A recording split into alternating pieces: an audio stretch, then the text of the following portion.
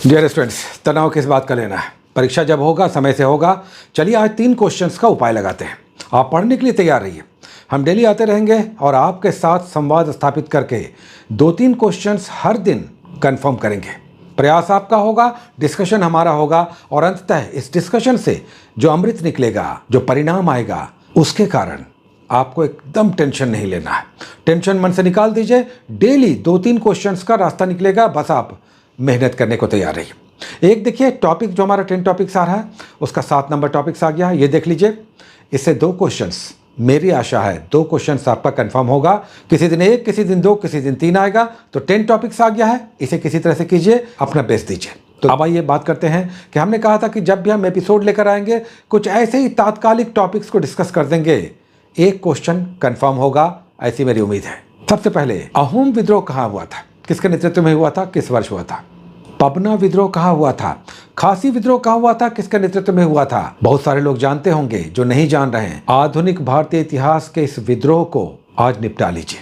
Box में बनाकर दिया हुआ है 10-12 प्रमुख विद्रोह हैं। इन विद्रोहों को नेतृत्व, साल और क्षेत्र के हिसाब से इसे रट लीजिए। 2-4-5 बार देख लीजिए, बस इतना काफी हो जाएगा। किताब में ही अंडरलाइन कीजिए, किताब को ही अपना नोटबुक बनाइए। अब अलग से मत लिखिए, ये विद्रोह आपको करना है। दूसरा, ये मध्यकालीन और मुगल काल के स्रोत आपने किया है कि नहीं, ये बताइए।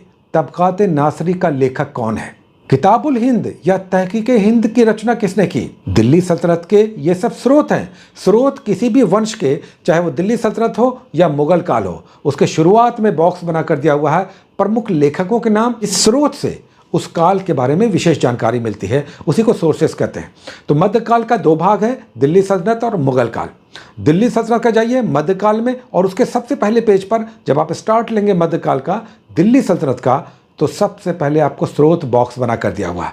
इसी तरह से मुगल काल का स्रोत भी कर लीजिए। अब बताइए, पादशाहनामा का लेखक कौन है, शाहजहांनामा किसने लिखा, बाबरनामा किस भाषा में लिखा गया है। तो ये स्रोत आपको करना होगा। दूसरा टॉपिक हो गया। तीसरा टॉपिक आइए, 3 योजनाओं को कर लीजिए। प्लानिंग, इकोनॉमी का टॉपिक हम बता रहे हैं।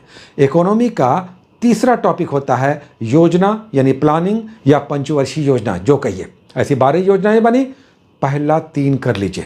पहला, दूसरा और तीसरी पंचवर्षीय योजना किस वर्ष आई, कौन से मॉडल पर आधारित थी और उसका मुख्य उद्देश्य क्या था, बस इतना कर लीजिए। पहला 3 कर लीजिए ना, आगे बात करेंगे। ये हो गया। उसके बाद स्थानीय पवन कर लीजिए। लोकल विंड, खामचीन बताइए कहाँ का लोकल विंड है। चिनुक किस पहाड़ी के पूर्वी ढाल पर बहती है, स्थानीय पवन है। लोकल विंड्स करना है, ये वर्ल्ड ज्योग्राफी में मिलेगा। बॉक्स बना कर दिया हुआ है, स्थानीय पवन विंड्स में जाइएगा, वहां पर ये मिल जाएगा। कहाँ मिल जाएगा, वर्ल्ड ज्योग्राफी में, विश्व भूगोल में स्थानीय पवन, पवन टॉपिक जाइएगा, नहीं तो इंडेक्स में जाकर देख लीजिए। वर्षा, पवन, ये सब एक जगह आपको मिल जाता है। तो स्थानीय पवनों को कर लीजिए। संसदीय समितियां कर लीजिए, पार्लियामेंट्री कमिटीज, इस पर क्वेश्चन कई बार बन जाता है। लोक लेखा समिति, प्राक्कलन समिति, तर्ज समिति, सरकारी उपक्रम समिति, ये सब जो कमेटियां हैं, इसमें कितने लोकसभा के सदस्य होते हैं, कितने राज्यसभा के सदस्य होते हैं, इस पर भी क्वेश्चन बनता है। तो ये आप कर लीजिए। एक कर लीजिए कृषि का प्रकार। ज्योग्राफी में आप जाइएगा, लास्ट में जाइएगा तो बॉक्स बना कर दिया हुआ है कृषि का प्रकार, जैसे सिल्वी कल्चर हो गया, ओलरी कल्चर हो गया, हॉर्टिकल्चर हो गया। तो ये कल्चर कर लीजिए, कृषि का प्रकार हेडिंग रहेगा, तो वर्ल्ड ज्योग्राफी में आपको मिल जाएगा, लास्ट में मिल जाएगा कृषि का प्रकार। एक और कर लीजिए, और ये कर लीजिए आप प्रकाश संश्लेषण, फोटोसिंथेसिस। पूरा टॉपिक नहीं पढ़ना है, फोटोसिंथेसिस का जो केमिकल, बायोकेमिकल फॉर्मूला है उसे कर लीजिए। जैसे 6CO2 + 12H2O = प्रकाश में और क्लोरोफिल की उपस्थिति में क्या बनता है, ग्लूकोज बनता है, जल बनता है, ऑक्सीजन बनता है। तो उसका केमिकल रिएक्शन और बैलेंस जो है वो कर लीजिए। कहीं पर 6H2 है, कहीं पर 12H2 है। तो प्रकाश संश्लेषण का वो बायोकेमिकल फॉर्मूला जो है उसे आपको कर लेना है, यानी कार्बन डाइऑक्साइड जल से रिएक्शन करके किस तरह से ग्लूकोज, हवा और ऑक्सीजन बनाता है, और उसके लिए कौन कौन सा अनिवार्य तत्व है। तो प्रकाश और क्लोरोफिल की उपस्थिति में, बस इतना कर लीजिए। और एक लास्ट हम आपको दे रहे हैं, बस इसे कर लीजिए। और ये बायोलॉजी से हम दे रहे हैं, साइंस से। बायोलॉजी में कर लीजिए विभिन्न प्रकार के रोग और किस माइक्रो ऑर्गेनिज्म, यानी बैक्टीरिया, वायरस, प्रोटोजोआ, फंगस। अब बताइए, टीबी वायरस से होता है कि बैक्टीरिया से होता है। पीलिया जॉन्डिस बैक्टीरिया से या वायरस से। फूट एंड माउथ डिजीज किससे होता है, ये कर लीजिए। क्या एक क्वेश्चन कंफर्म नहीं हुआ, और क्या बहुत बड़ा टॉपिक है। 5 से 7 मिनट हर टॉपिक में मिलेगा, किसी किसी में 1-2 मिनट लगेगा। बस एक क्वेश्चन आपका यहाँ से कंफर्म हुआ और 1.5 से 2 क्वेश्चन आपका उस टॉपिक से कंफर्म हुआ। 2 से 3 क्वेश्चंस, मेरा तो मानना है कि 3 प्लस होगा, 3 एकदम होगा।